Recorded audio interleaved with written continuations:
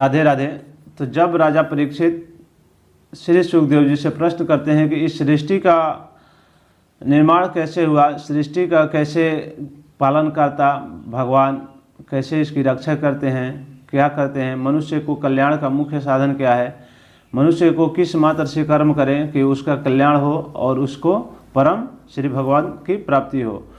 तो सूत जी कहते हैं वयास कीर्ति वचस्तत्व निश्चांतमात्मन उपार्धय मति कृष्ण अवतरय सती व्याधत।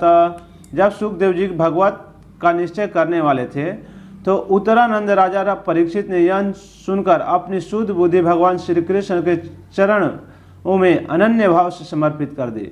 अगर जो भगवान के चरण में अपनी समस्त शक्ति, अपनी समस्त बुद्धि को समर्पित कर देते हैं तथा शरीर से, पत्नी से, पुत्र से, महल, पशु, धन, भाई बंधु और निष्कंठ राज्य में नित्य अभ्यास के कारण उनकी दृढ़ ममता हो गई थी।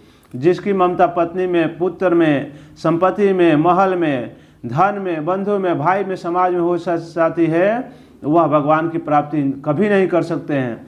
तो अपने गृहस्थ जीवन में रहते हुए सबको भगवान रूपी आत्मा मानकर उनकी सेवा करते हुए, उनका पालन करते हुए, इस तरह से अगर आप करते हैं तो आपको निश्चित ही भगवत की प्राप्ति हो जाएगी।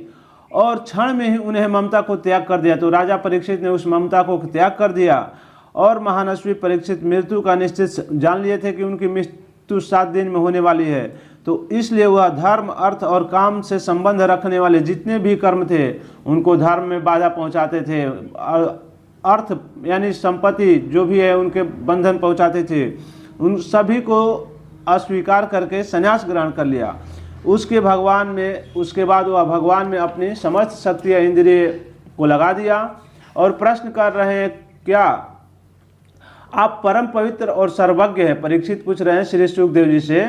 वह सत्य और उचित है, जो कुछ कहा वह सत्य और उचित है, और जो भगवान की कथा कहते जा रहे हैं त्यों तो मेरे अज्ञान का पर्दा फटा जा रहा है। इसलिए जो भगवान का कथा और भगवान का गुण सुनते हैं तो उनके अंदर से अज्ञान का भाव निकल जाता है।